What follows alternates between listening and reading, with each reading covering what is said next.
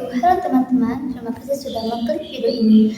Oke teman, langsung saja. Di video kali ini kita akan membahas materi sejarah Indo mengenai sistem politik di Indonesia pada masa reformasi B.J. Habibie. Simak baik-baik ya teman, karena banyak nilai penting yang dapat kita ambil di sejarah ini. Masa reformasi. Apa itu masa reformasi?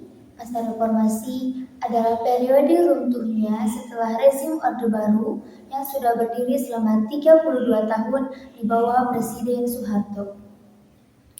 B.J. Habibie yang saat itu menjabat sebagai wakil presiden naik menjadi presiden yang ketiga pada 21 Mei 1998 setelah Presiden Soeharto menyatakan berhenti dari jabatannya.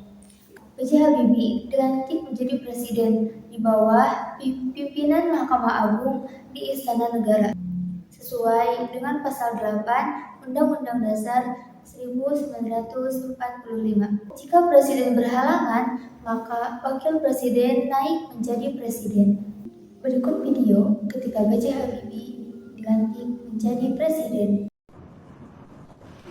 Bismillahirrahmanirrahim. Berdasarkan pasal 9 Undang-Undang Dasar 1945,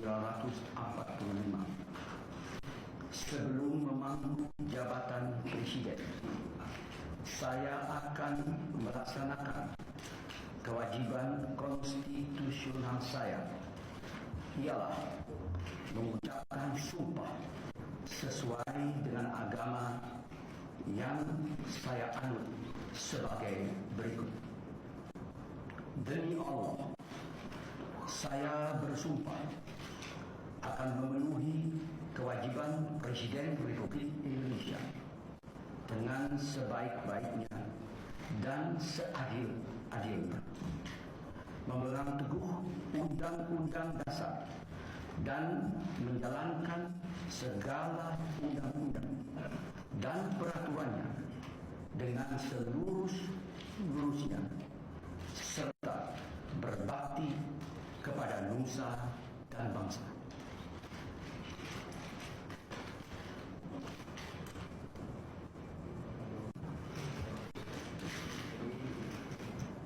Acara selesai, Bapak Presiden.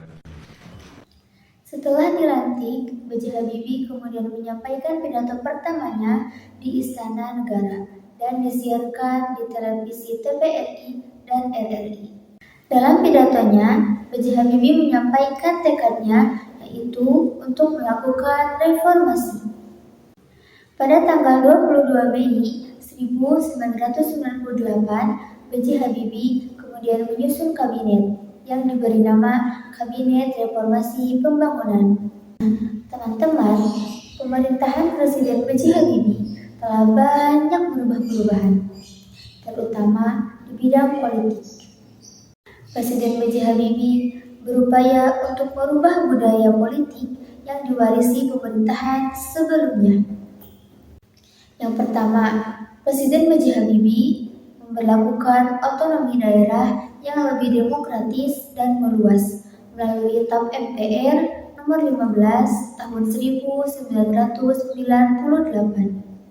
Nah, teman-teman, sebelumnya segala urusan keuangan dan pemerintahan berpusat di Jakarta.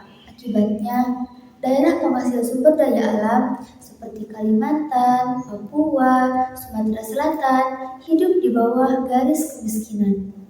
Presiden B.J. Habibie kemudian menertibkan Undang-Undang Nomor 22 Tahun 1999 tentang otonomi daerah sebagai upaya untuk menertibkan kesenjangan antara pusat dan daerah sehingga Indonesia dapat keluar dari krisis ekonomi. Yang kedua, menciptakan kebebasan dalam berpolitik, menerapkan sistem multi partai dalam pemilu yang tercantum dalam Undang-Undang Nomor 2 Tahun 1999.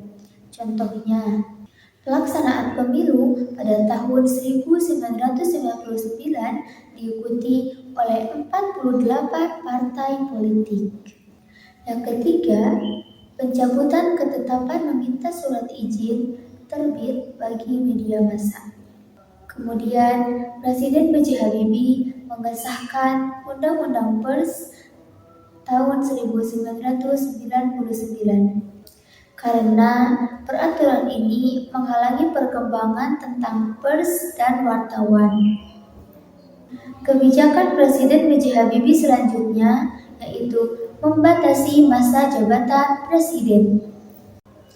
Sebanyak 2 kali menjabat saja dengan masing-masing menjabat selama 5 tahun. Nah, teman-teman, pada masa reformasi Presiden B.J. Habibie ada peristiwa besar loh. Apa itu? Peristiwa itu adalah referendum Timor Timur. Teman-teman, referendum adalah jajakan pendapat oleh PBB atau Perserikatan Bangsa-Bangsa kepada rakyat Timor Timur untuk menentukan status politik rakyat Timor Timur. Apakah tetap menjadi bagian dari Indonesia dengan status otonomi khusus atau merdeka dengan negaranya sendiri? Teman-teman pasti sudah tahu, sejak Orde Baru, rakyat Timor Timur berusaha ingin memisahkan diri dari negara Indonesia. Akhirnya, Presiden B.J. Habibie memutuskan untuk melakukan referendum yang dilaksanakan pada 30 Agustus 1999 dengan persetujuan negara New York.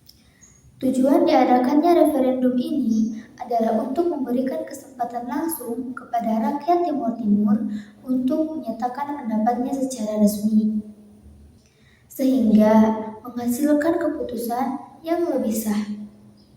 Nah, teman-teman, hasil referendum kemudian diumumkan oleh PBB pada tanggal 4 September 1999, yaitu 78,5% rakyat Timor Timur ingin memisahkan diri dari Indonesia dan memilih kemerdekaan sendiri. Akhirnya, Timor Timur pun berhasil pisah dari negara Indonesia pada tanggal 19 September 1999. Teman-teman, siapakah tokoh-tokoh dalam reformasi ini? Yang pertama, tentu saja B.J. Habibie atau Baharudin Yusuf Habibie sebagai Presiden ketiga Republik Indonesia. Yang kedua, ketua partai politik seperti Megawati, Amin Rais, dan Gus Dur. Yang ketiga, ABRI dan TNI atau Polri. Yang keempat, MPR dan DPR. Dan yang terakhir, masyarakat luas atau rakyat Indonesia. Hikmah dari masa reformasi ini adalah yang pertama, kebebasan demokrasi. Yang kedua, kebebasan berpendapat. Yang ketiga, reformasi politik baru. Dan yang keempat, pembelajaran dari krisis ekonomi. Teman-teman, mungkin itu saja yang dapat saya sampaikan mengenai materi ini. Mohon maaf atas segala kekurangannya. Dan terima kasih sudah menonton. Semoga bermanfaat. Jangan lupa like, bagikan, dan komen. Dan yang terakhir, jangan lupa bunyikan lonceng notifikasinya untuk video selanjutnya. Bye-bye.